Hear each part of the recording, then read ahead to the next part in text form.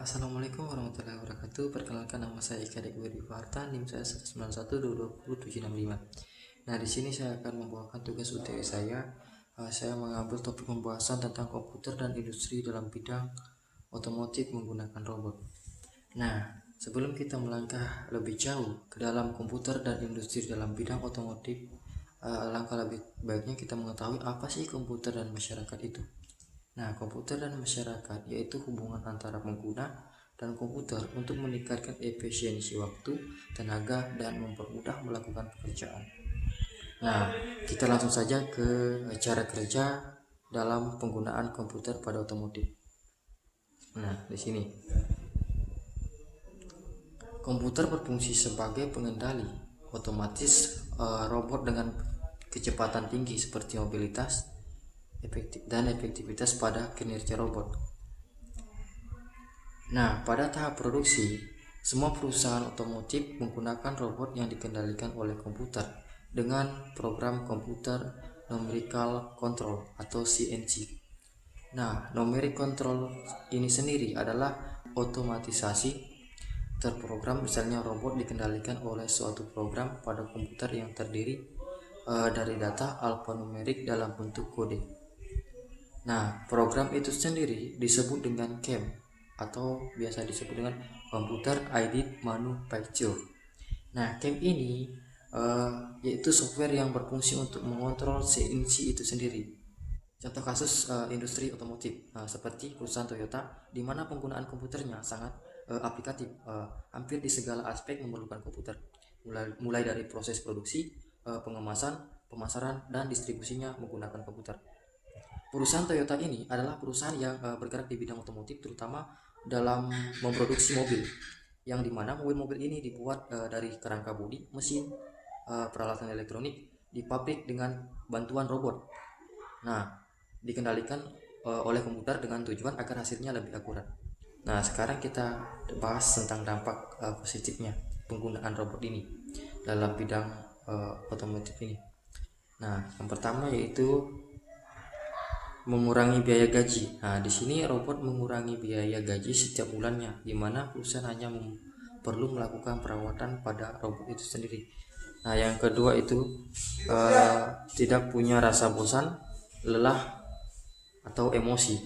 Nah, di sini robot lebih mudah diatur dan tidak akan membantah saat bekerja.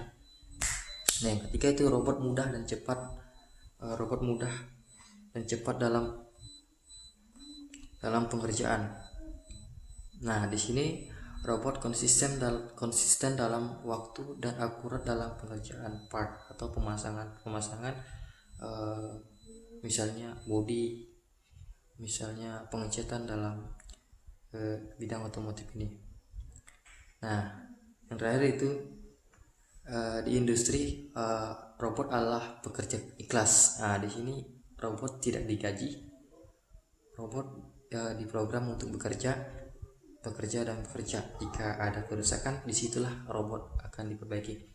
Jadi robot tidak memerlukan gaji setiap bulan seperti itu.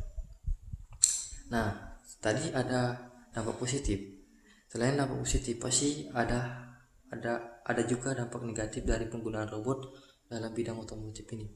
Nah, di sini ada yang pertama itu sempitnya lapangan kerja. Nah, di mana sempitnya lapangan kerja di sini robot mulai menggantikan peran manusia dalam pekerjaan itu, misalnya dalam pengecetan. Nah, pengecetan bisa digantikan oleh robot secara otomatis. Jadi manusia